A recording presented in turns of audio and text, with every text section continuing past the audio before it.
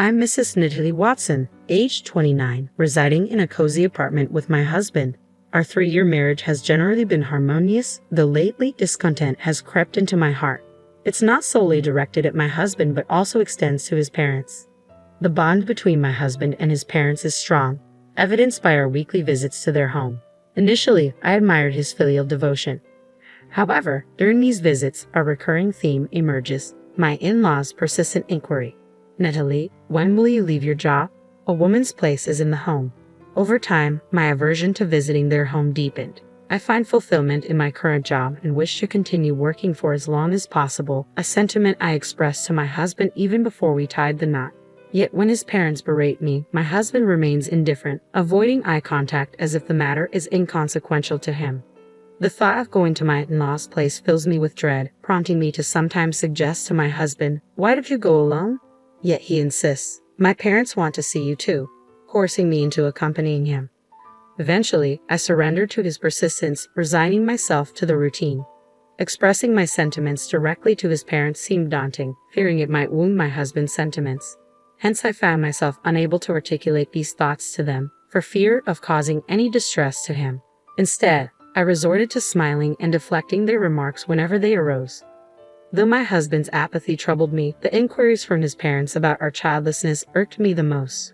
While I cherished the idea of parenthood and the joy children bring, conceiving isn't a matter one can simply will into existence. It's a delicate process, not subject to mere desire. Initially, the notion of having a child solely to appease his parents baffled me. Frankly, I yearned for them to respect my boundaries and cease their incessant prodding. I confided in my husband about my feelings regarding this matter. His response was dismissive, assuring me, "Don't fret, you're just overthinking it," yet took no action. As my vexation mounted, fueled by both my husband's lack of support and my solitary struggle, a breaking point emerged when my mother-in-law uttered words that cut deep. With a callousness I couldn't fathom, she questioned, "Are you unable to conceive, given that you've yet to bear a child?"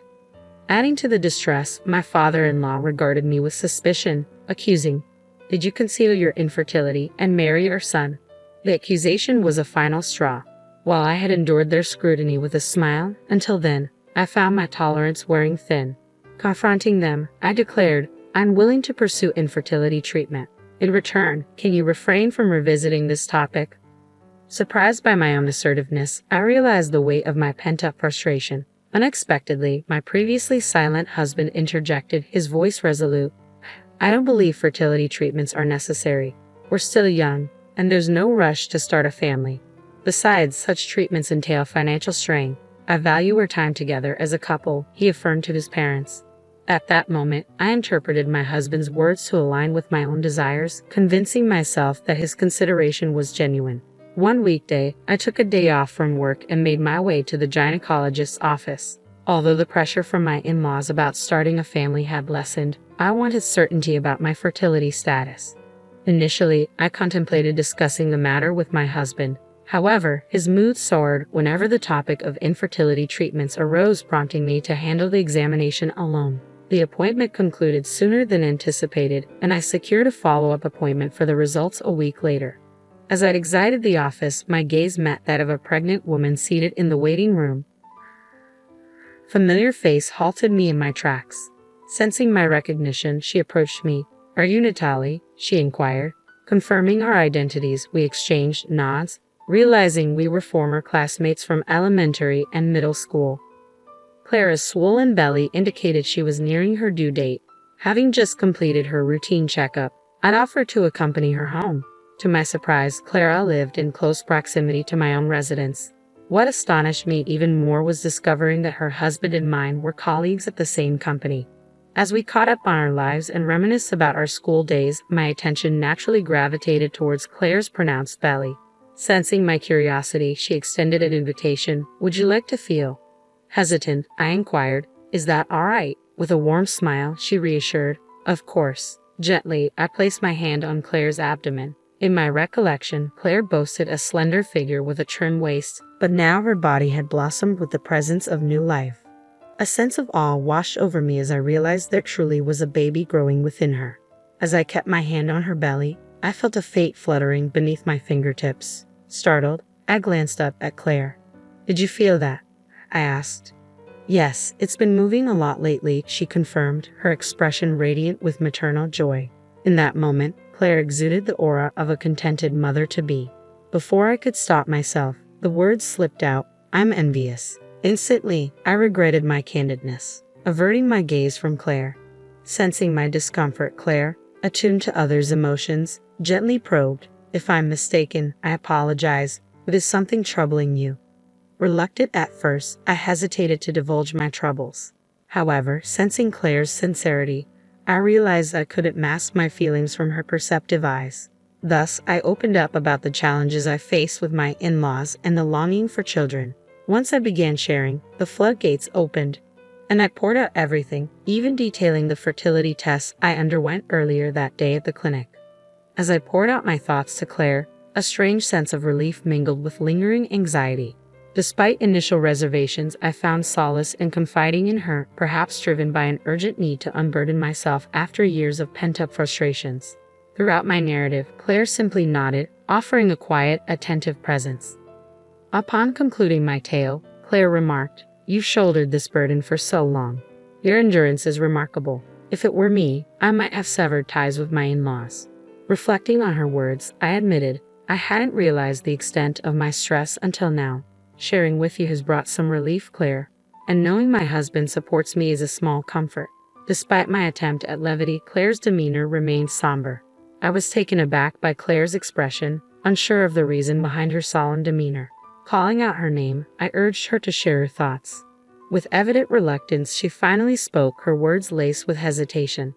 "It's regarding your husband. Perhaps, for now, it's best not to disclose the details of the test," she murmured.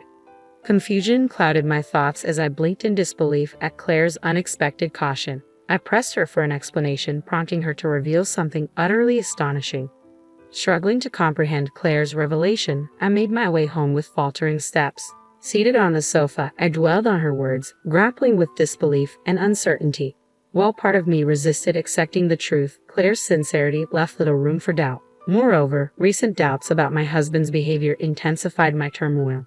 If Claire's claim held any truth, I could have fathomed forgiving him. Determined to uncover the truth, I seized the opportunity during a visit to my in-laws. Amidst tea and snacks, my mother-in-law broached the familiar topic of my job. Unlike before, this time, my response harbored a newfound resolve. "I suppose I'll consider quitting when we have a child," I responded. My mother-in-law blinked in surprise, remarking, "So, you've decided to start a family?" Excitement lit up my father-in-law's face as he eagerly exclaimed, "Ah, will I finally get to hold a grandchild?" However, my husband, after a brief glance at my expression, adopted a restrained demeanor, cautioning, "Well, parenthood is a blessing, but timing is uncertain." As anticipated, my husband's reaction followed the script I had predicted. Meeting his gaze, I disclosed, "Actually, I had a recent appointment with the gynecologist, presenting him with the results of my infertility test. The report indicates no issues," I informed him preemptively. "I'm beginning to feel the desire for a child as well. Will you support me for the sake of your parents?" My husband's gaze flickered between the test results and my face, his complexion flushing crimson as he erupted, "I refuse to undergo any infertility treatments. I won't even get tested." His sudden outburst left his parents stunned, but I couldn't suppress my disappointment, realizing Claire's words were indeed true. "By the way, you know Mr. Howard?" I inquired, noting my husband's surprised expression. With a sense of foreboding, I revealed what I had learned, awaiting his reaction.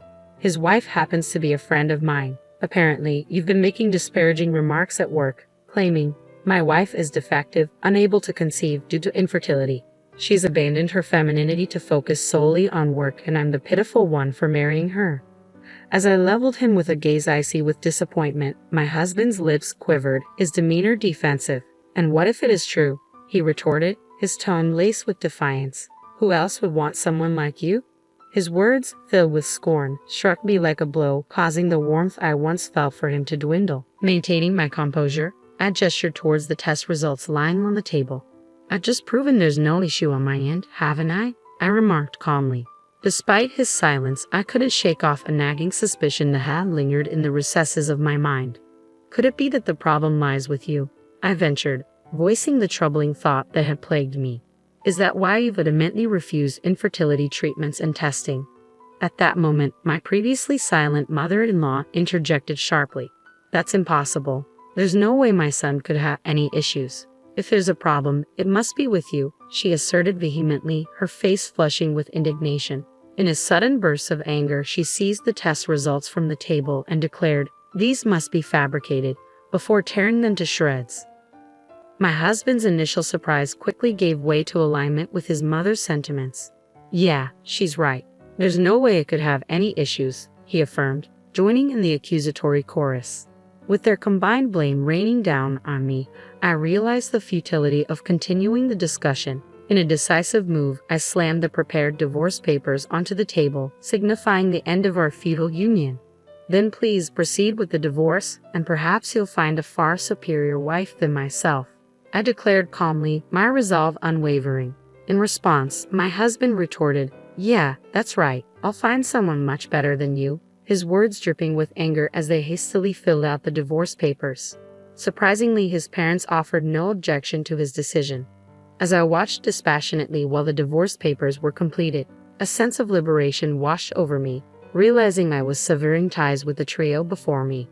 Once the last signature was affixed, I swiftly snatched the papers, bidding a curt goodbye before swiftly departing from my in-laws' home. Though I thought I heard a voice calling after me, it was likely just my imagination. I swiftly made my way to City Hall and promptly filed the divorce papers. Within a matter of days, I efficiently relocated from the apartment we once shared to my company's dormitory, having long prepared for this inevitable step. Given that I was the sole lessee of the apartment, the transition proceeded without a hitch. As for my ex-husband's belongings, I packed them into cardboard boxes and arranged for them to be delivered to his parents' residence with payment upon receipt. Settling into my new life at the company dormitory, I was taken aback when I received a call from my ex-husband. Curious as to his intentions, I answered the phone, only to be met with a barrage of accusations. "Why did you file for divorce? And why did you vacate the apartment?" he demanded angrily. Perplexed by his sudden outcry, I responded calmly, "Let's not play games. You agreed to the divorce and signed the papers, didn't you? As for the apartment, I've moved out because it's no longer necessary, considering our divorce and my sole responsibility for the lease." Despite my attempts to reason with him, my ex-husband remained obstinate. "Revoke the divorce. Let's start anew with marriage papers. Where are you staying now? Let's reunite," he persisted, spouting increasingly ludicrous proposals. Exasperated, I reached my limit and declared, "Enough. I'm ending this call. Do not contact me again." Attempting to terminate the conversation, I prepared to disconnect, only to be met with a threat from my ex. "If you won't disclose your location, I'll visit your workplace," he warned ominously. At wit's end, I sternly retorted, "Any disruptions you cause will only reflect poorly on you," before abruptly ending the call. Despite my hopes that he wouldn't resort to drastic measures, I took precautions and confided in my boss about my ex-husband. Neither my boss nor I anticipated any trouble, but to our dismay, he caused a disturbance at the company. I was mortified to learn from the security guard that he had caused a scene in the lobby, necessitating police intervention. Filled with shame and regret, I found solace in the empathy of my coworkers who reassured me that ending the relationship was the right choice. Later, I was informed by Claire's husband that my ex-husband had attempted to shift blame onto me when news of the police incident reached his workplace. Thankfully, Claire's husband set the record straight, exposing the falsehoods my ex-husband had been spreading about me. It appears he struggled to continue working at the company and ultimately resigned.